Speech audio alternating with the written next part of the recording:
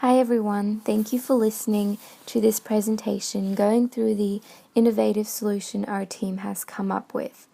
We are covering the topic of transportation and targeting specifically Transport of New South Wales. To start off, it is clear that today the population of Australia is growing and there is an increased concentration in urban areas where people have access to more resources, more jobs, and this is putting an extreme pressure on the city's infrastructure in terms of how people get around. Specifically for Sydney, its population today is about 4.8 million people, with an annual growth rate of 1.8%. The rate itself is not very high, but if you think about the fact that in 16 years, this number will most likely reach 5.9 million, that is an increase of 1 million people for just one single city. This has an obvious impact on the demand for transportation in Sydney that is also growing and that will keep growing. Our solution focuses more on the needs for public transport, and we are aware that every year the number of journeys on trains and buses and other modes of transport goes up. So, for example, in 2013, 314 million journeys were completed on trains and over 228 million on buses. Both these numbers had gone up by 1 to 2% compared to the previous year in 2012. This raises the issue of congestion on public transport that is quite serious and that we can all see every day on our way to work or on our way to uni. Peak hours are the worst. Trains and buses get completely full, while during the rest of the day they can be completely empty. The question here is, how do you face that problem? Would it be best building new infrastructure or figuring out a way to use the current infrastructure in a better manner? So, is there a way to better manage the way people use public transport? We have identified congestion to be a major target for our innovation due to the massive costs that are associated with congestion of traffic and people. Congestion costs Sydney $4.6 billion a year and is forecasted to continually increase to $8 billion per year during the oncoming years. The costs include an increased travel time for commuters, which is predicted to be on average another 33% travel time added to existing commute times. According to a study run by the TomTom company, GPS users were clocked around the world for times stuck in traffic, and Sydney was ranked the 7th worst city for congestion times. Another cost of congestion is predictability, or the absence of knowing when a consumer is expected to arrive at a destination.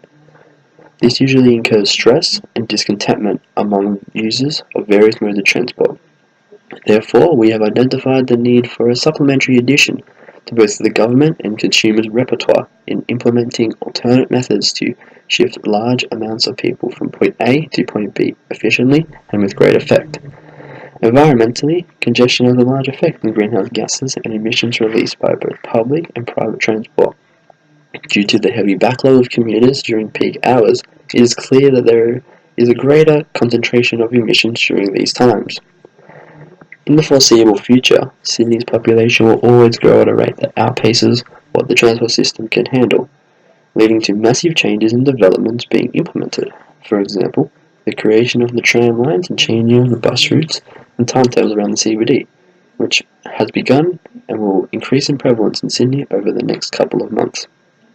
This fact has identified the need for action at a short-term level to help mediate and ease the congestion caused by these long-term developments.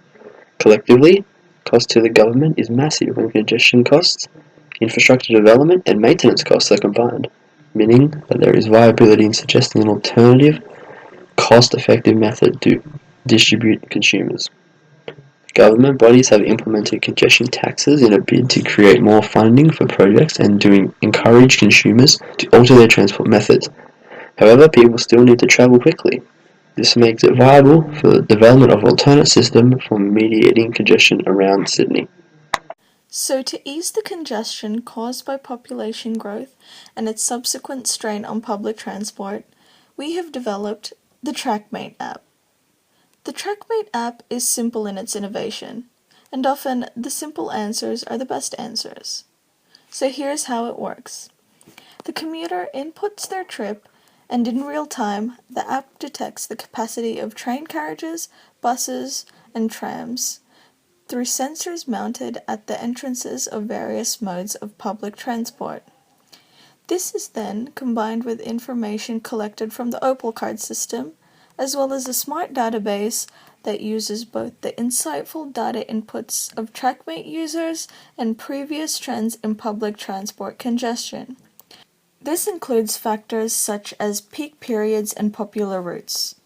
A meter in the app will then indicate how full the different modes of transport are, as well as the traffic conditions of the route.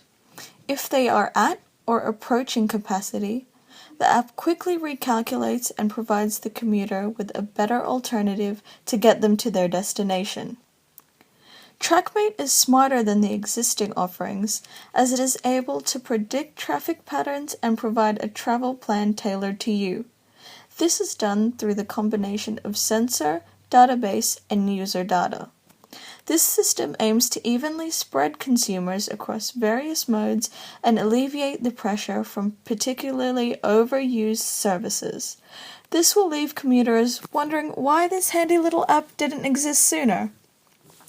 Trackm8 is a cost-effective solution that works with existing infrastructure and transport systems. This makes it an incredibly easy idea to implement across Australia within a short amount of time. The government will be targeted as the primary investor, as this can be integrated into their existing methods of delivering transport information, such as the Opal network system or the TripView app. But we are also open to investment from private companies to create Trackm8 as a standalone app. In order to ensure the consumer-centric design of the product, we need to consider the role it will play in improving the commuter experience of travelling within the Sydney public transport network. The simplicity of its design makes its integration in the marketplace seamless and cost-efficient. Its all-encompassing system will give its users a clean interface that can be adopted in even the most difficult situations through the meter attached in the application.